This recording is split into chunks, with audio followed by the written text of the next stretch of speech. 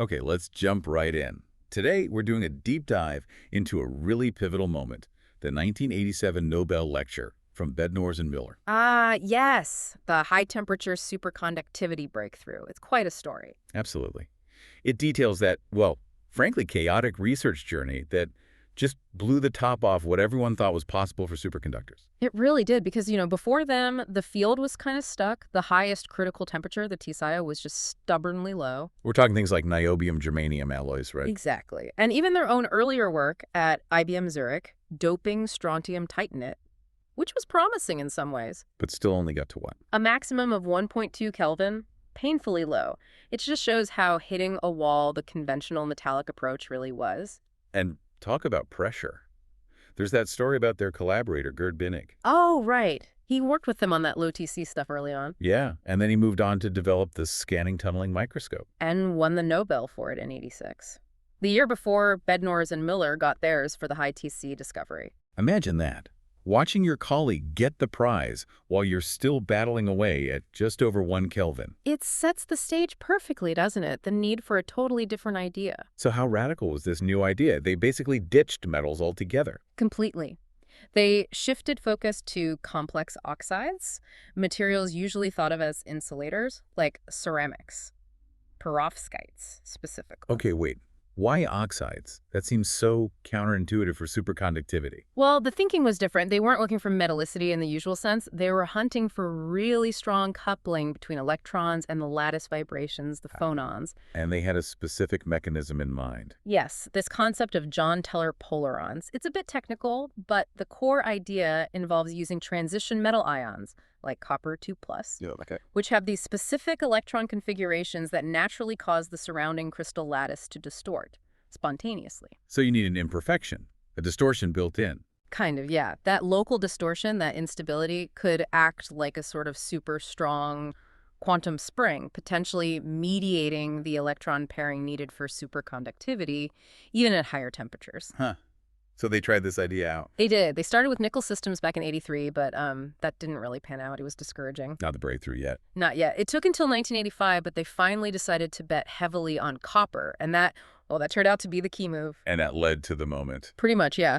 They started testing a barium-lanthanum copper-oxide system, BALAQ. Okay. And within, 2 weeks, they saw the onset of superconductivity around 35 Kelvin. 35.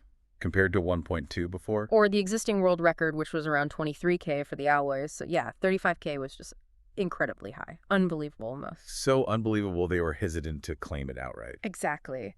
Their first publication, it was cautiously titled Possible High TC Superconductivity, because they hadn't definitively measured the Meissner effect, yet the expulsion of magnetic fields. But the confirmation came pretty quickly after that. Oh, yes. They nailed down the superconducting phase. It was a layered structure, basically lanthanum copper oxide, legionnario, but with some barium swapped in. And then the floodgates opened, I suppose. Totally. People jumped on it. Swapping strontium for lanthanum pushed the TSAC towards 40 K. Other groups, like Chu's team, found applying pressure could get it close to 50 K. The race was on. What's really fascinating, though, is that even with this completely new type of material, the underlying physics of the charge carriers seemed familiar. That's right. Follow-up experiments were crucial. Things like looking for Shapiro steps, these tiny quantized voltage jumps when you hit the material with microwaves. And that tells you? It tells you the charge of the carriers. They saw steps corresponding to a charge of 2e, 2 times the electron charge. So, Cooper pairs. The same fundamental pairing as in conventional superconductors. Exactly. And other tests like flux quantization and SCU-wides confirmed it too. It was still good old Cooper pairs doing the work. Okay, so same basic charge carriers, but in this totally weird non-metallic oxide environment. That must have implications, right? Oh, big time. This is where the picture gets complicated again. These new cuprate materials behave very differently in detail. One key thing is the coherence length. That's the sort of size of the Cooper pair, how far apart the two electrons are. Roughly, yes. Or the distance over which their quantum wave function stays correlated. In classic superconductors, it's quite large, hundreds, even thousands of angstroms. Okay, and in these oxides? It's tiny. And it depends on the direction in the crystal. It's anisotropic. Along some directions, it can be as short as just 3 or 4 angstroms, barely more than the spacing between atoms. Wow. So the pairs are really tightly bound and compact. Extremely. And that raises a huge question for you, the listener, to think about. If the Cooper pairs are that small and localized, does the standard BCS theory even apply here? Because BCS theory kind of assumes large overlapping pairs, doesn't it? It does.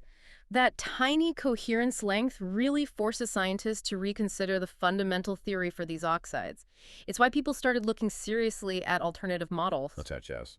Well, interestingly, ideas like boson condensation theories about preformed pairs condensing, which were actually proposed way back in 1954 but largely ignored for decades. So the material revolution might actually be bringing old shelved physics back into the spotlight to explain this puzzle. It's definitely a possibility. The discovery of high-T oxides didn't just break temperature records, it cracked open a whole new and still not fully understood chapter in condensed matter physics.